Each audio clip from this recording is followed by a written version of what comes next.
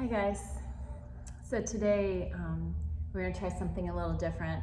I'm going to guide you through a better back practice, and I'm going to use Brianna here as a model. So for those of you that are unsure of the postures, you can use her as a reference. Of course, it's not how we do things at Body Language, but these are different times, right? So I will guide you through. So if you want to close your eyes and my directions give you enough clear, concise direction to just be able to close your eyes and you don't need to look at Bree, that's fine. If you need to open your eyes and get that informational glance, that's cool too. So I know there's lots of you out there maybe that have never even tried yoga before, so this will give you a little idea of the postures, the asanas as we call them.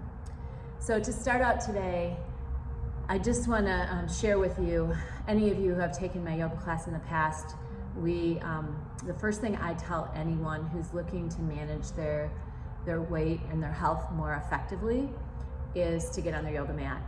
And the reason for that, lots of reasons, but the main reason is because it helps you connect with yourself. So you can notice maybe that Bree has a hand on her chest and a hand on her belly, and that she's just starting to make that physical connection with herself and with her breath. So go ahead and lie down if you haven't already. Put a hand on your chest, a hand on your belly, and just begin to notice the breath that you came to your mat with. Start to notice the rise and the fall of the breathing.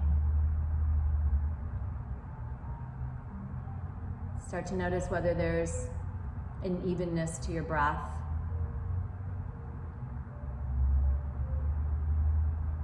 And then just let the sound and the rhythm and the attention to your breath start to draw you in. Start to let go of everything around you. And begin to move from this place of thinking to a place of feeling.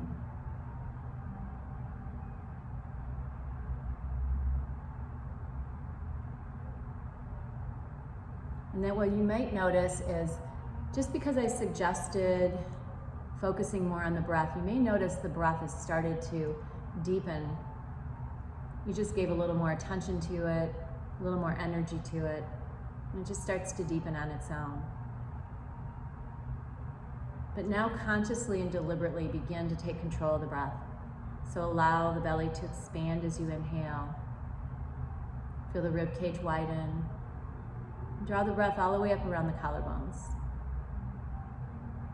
And then in the same way, release each set of respiratory muscles. And at the very end of that exhale, just draw the navel in and up. So just a gentle abdominal contraction at the end of your breath. And then just take these next couple of moments to try to make the breath even. So the inhales and exhales are the same number of seconds long. Creating this rhythm with your breathing actually changes your brain chemistry, lessens some of that anxiety, starts to promote relaxation, and actually has a positive effect on every system of your body, especially boosting your immune system right now. So the inhales, exhales, equal in length, no beginning, no end, just kind of a circular or figure eight motion to your breath, shape to your breath. Good. And then after we've established this awareness of breath, we just start to deepen the breathing. So as you inhale, stretch the arms overhead, the legs long, feel all this length. And as you exhale, just draw one knee at a time in, maybe nose to knee. And then inhale, stretch the arms long, leg long once again. Exhale, draw the opposite knee in. And then just begin to move to this rhythm of your breath. So allow the breath to lead, allow the body to follow.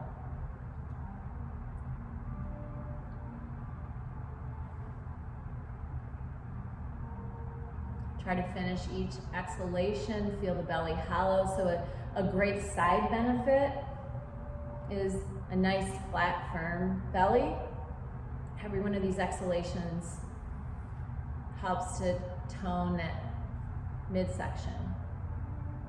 So let's just take one more right, one more left.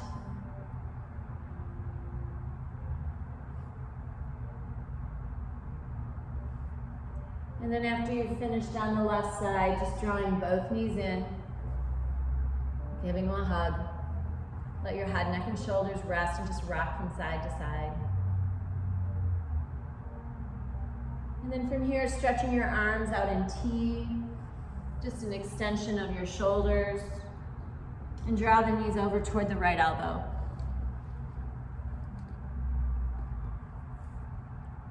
Allow yourself to soften here.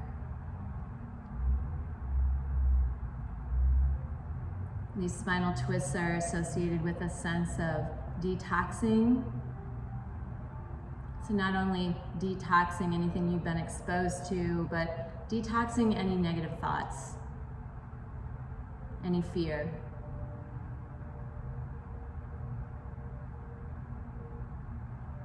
Good, and then inhale, bring the knees back up through center and over to the other side.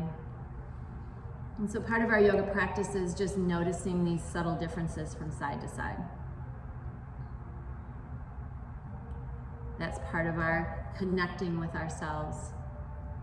It's getting to know ourselves a little better by paying closer attention. And we all know that we need that connection to ourselves before we can reach out and connect with anyone else. Okay, come on back through center. And just hug those knees in. And then just take that rock and roll and forward and back a few times. And come all the way up to hands and knees. So Brianna is coming into a posture we call table. Hands are under the shoulders, knees are under the hips. And then just taking a few cat-cows. So sagging the back, lifting the gaze. And then rounding the spine, emptying the belly. And again, just linking your breath and movement.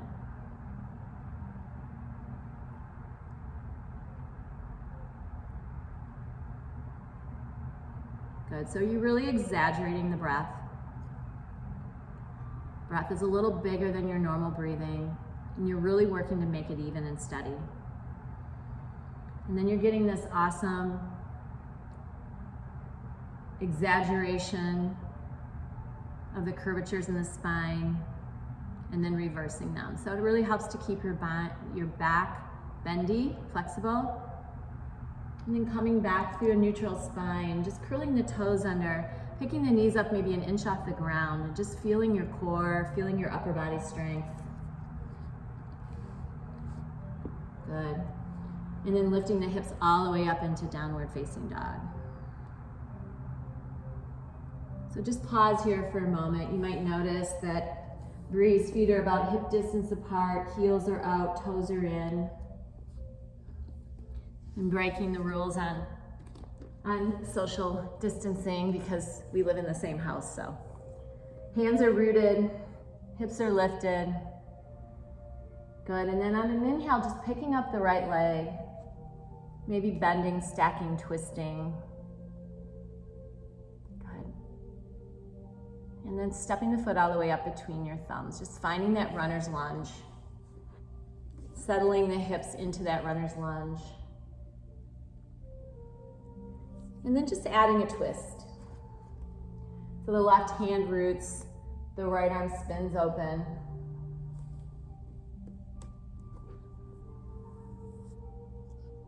Good. Lowering the hand down and just transferring all the weight forward so that the back leg comes up into standing splits. And then just having Bree do a few curtsy squats here, so dipping the one knee behind the other, lifting up on your inhale,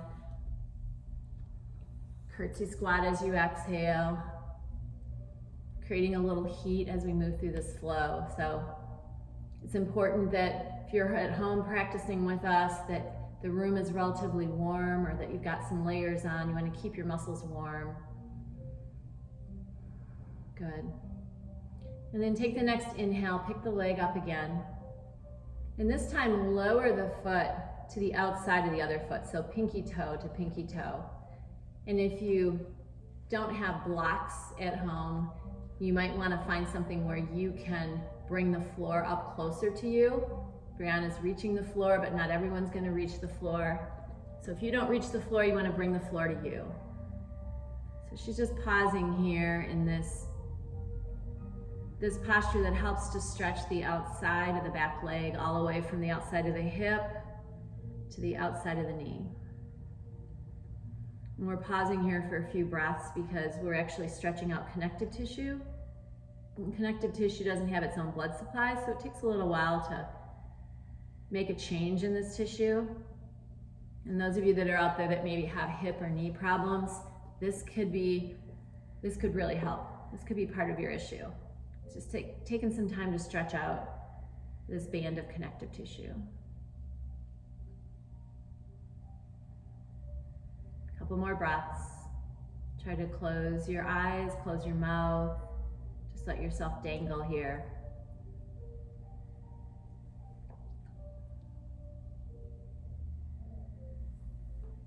Good.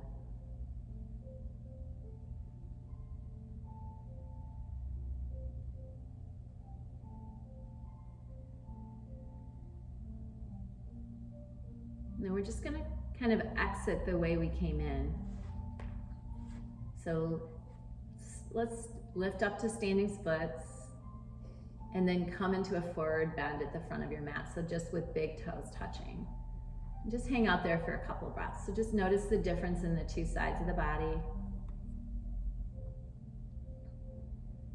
See if you're transferring your weight forward or back. See if you can relax your face, your neck, even that area between your eyebrows.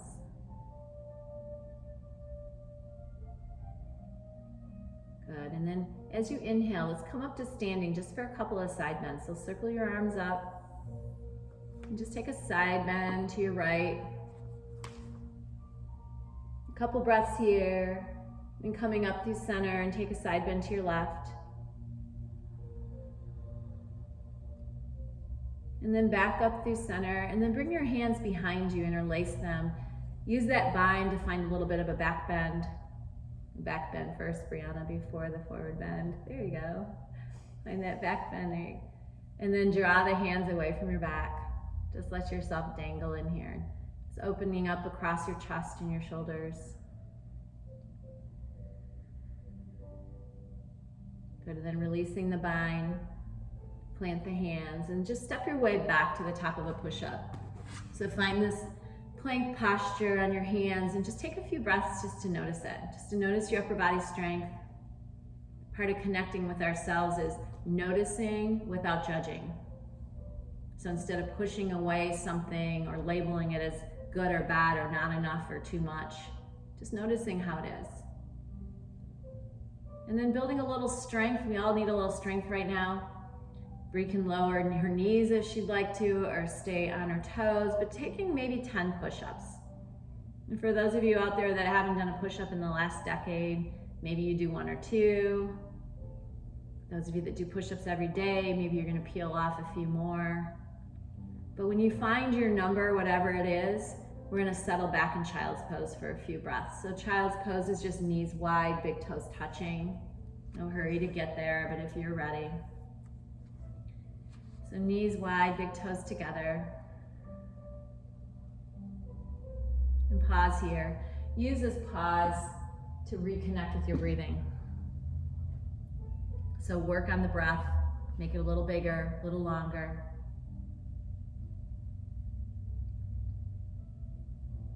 Remember that your eyes are closed and you're breathing in and out through the nose. So if you're new to yoga, the in and out through your nose actually helps to calm your nervous system. As soon as you open your mouth, it creates a little bit more of a panic. We raise our cortisol. What we're trying to do these days, every day, is lower our cortisol, that main fight or flight hormone. So just by closing your mouth, breathing in and out through your nose, evening out the breath, we start to calm our nervous system. A great side benefit of calming your nervous system is boosting your immune function. Good. So slowly just coming up to hands and knees once again. Taking a few more cat-cows. And those of you out there that know different variations of cat-cow, feel free to take them. So if you want to amp it up a little bit, you could walk your hands forward, walk the knees back and drop the hips into cobra, push back to child's. You can take circles with your upper body, lower body. There's kind of an intuitiveness when you connect with yourself that you kind of know what you want, what you need. So learning to listen. And that listening permeates into taking better care of ourselves in every area of our lives. So coming back to the table now, and curling the toes under and finding that down dog once again. And just pausing here for a moment.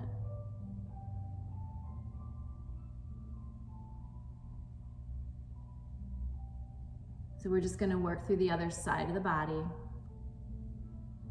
I think we started on the right side last time, so we'll go with the left. If you turned around, maybe it's the other side, but just being aware of what side of the body you've already worked. Taking a few breaths and opening up. And then stepping the foot through, finding that runner's lunge. Not being in any hurry as you move from posture to posture. So just taking your time to feel. So in addition to focusing on your breathing, you're focusing on all these bodily sensations. How does it feel like to be in the framework of my body? So just adding that twist now, right hand roots and left arm spins if you've got that left leg forward. See if you can breathe the whole wingspan. Expand the breath. And just notice, even if you add a little bit of sound to your breathing, sometimes it helps draw your attention in. Good, lowering the hand down, transferring the weight back into that standing split. So you can use your hands like 2 more feet, pressing down into the hands. And then adding those curtsy squats in to build a little heat. So when we work the large muscles of the lower body, we create more heat. That heat helps us to be bendy. Helps to warm us up.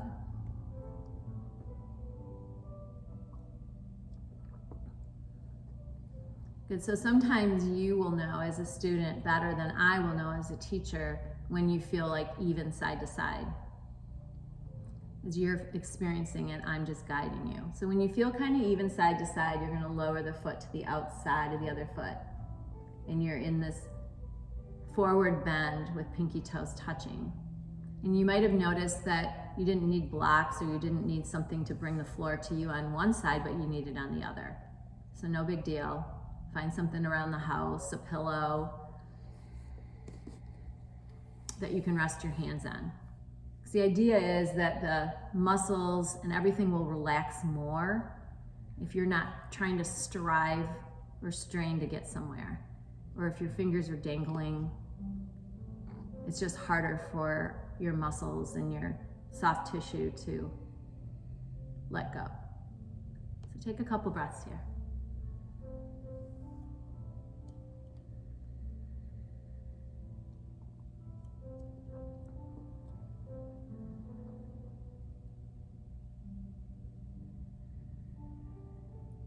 Some people might find that when you're taking a sweaty vinyasa class that's challenging because you're moving so fast, and others are going to find that these long holding postures are more challenging.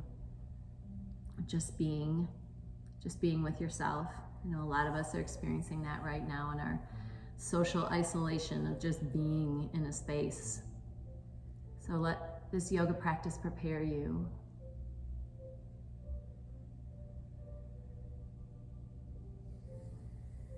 And then when you're ready, you're just going to lift that leg back up to the sky into standing splits and then step the feet together at the front of your mat into that forward bend.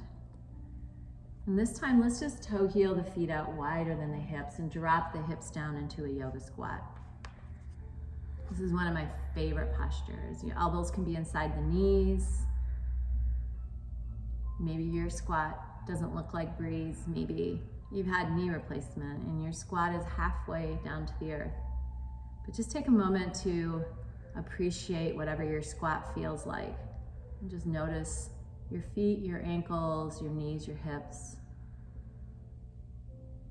I often remind my students that I remember vividly the first time I was in this yoga squat after breaking my leg, and it felt like such a gift to have this range of motion.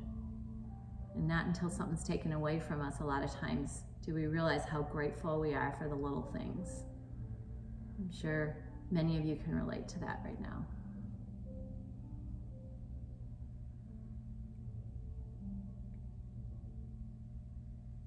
Good, so when you come out of the yoga squat, and have you bring your hands forward, and I'm going to have you turn sideways again, Bree, and keep your toes curled under, and then just sit back on your heels so your knees are on the ground. Curl toes under, sit back on your heels. There we go. So we're just working the feet. And just rest your hands on your thighs and take a couple moments here. So depending on how much abuse you've done to your feet, or depending on how the bones in your feet are put together, sometimes it's just structural. You may feel a lot or a little here. Just give yourself permission to feel without the need to pop out. And if you feel like the sensation is getting super edgy, try taking just one more breath. So this just prepares us for what's going on in our lives right now. It's just try to take that next breath. Try to be present. Try to be with whatever's being thrown at us. Less reactive.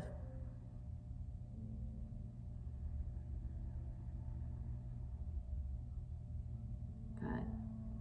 And then as we exit out of this foot opener, we're just going to take one more down dog. So the hands plant and the hips lift. And this down dog will allow you just to walk out any funkiness feeling in the feet.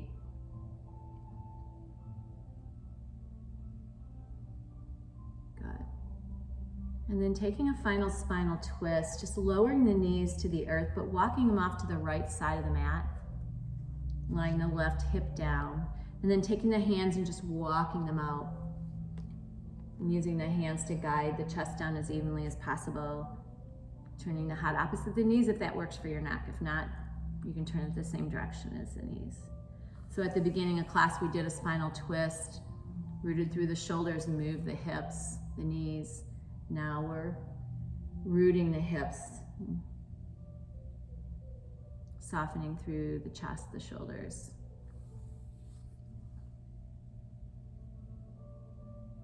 Take a few moments to breathe and feel the support of this floor, whatever surface you're on right now.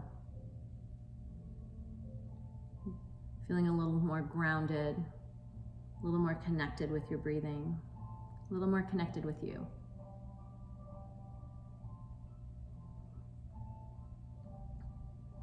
And then using the upper body strength just to guide the knees over to the other side.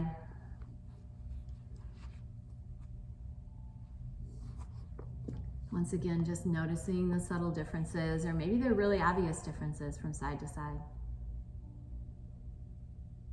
One of the mantras of yoga is to always practice yoga with a beginner's mind. So not assuming that one side's going to feel like the other side. Really listening, really connecting, really being present.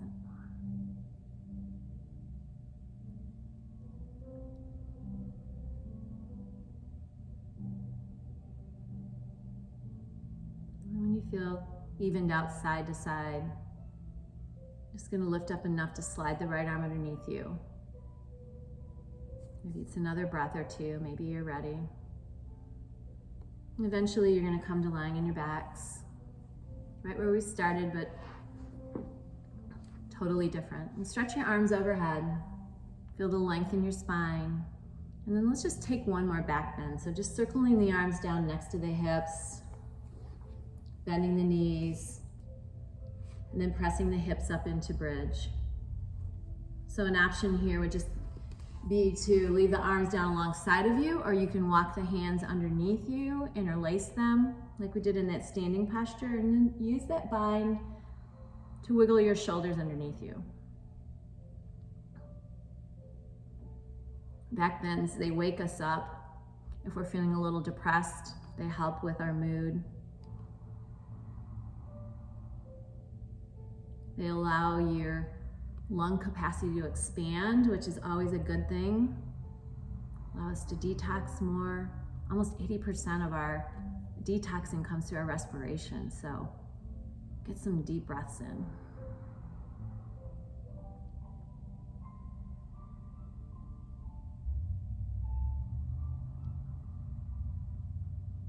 And then releasing that bind, just lowering the hips down.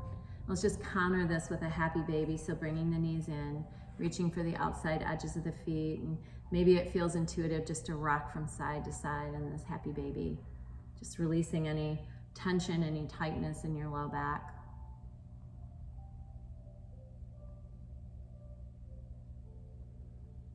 And then lifting the legs up to the ceiling, arms down alongside of you, and just take your time to slowly lower one leg at a time to the corner of your mat.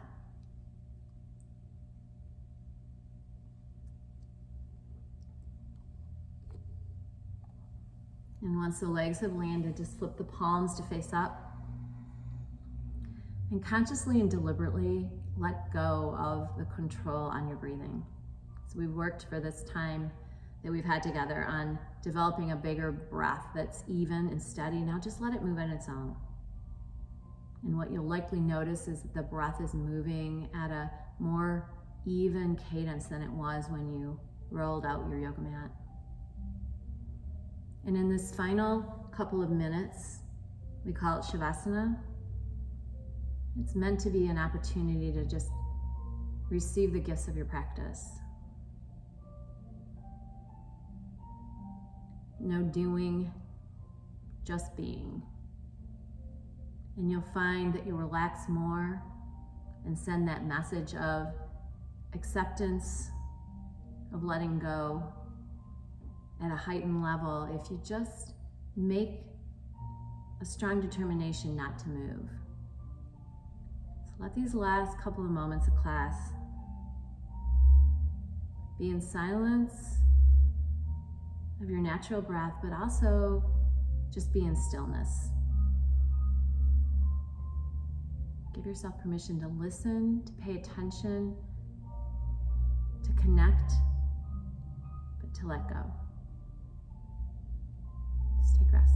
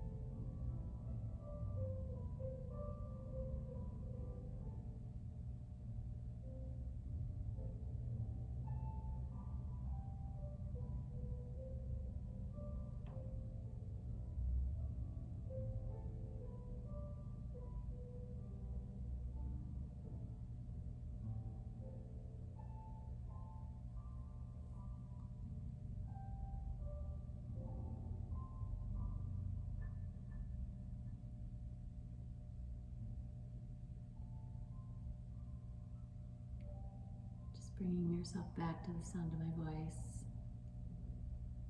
Starting to add movement into your body from outward to inward.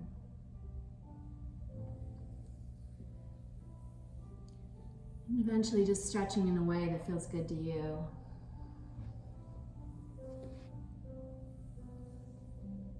And then rolling over to your favorite side, finding your fetal posture.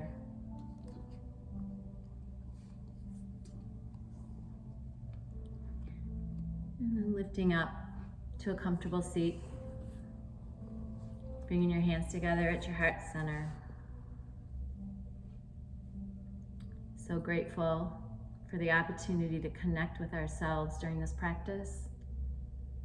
So grateful for this practice we call yoga that teaches us so much about getting to know ourselves better. And so grateful for the opportunity to connect with each of you from our space to your space. Namaste. Namaste.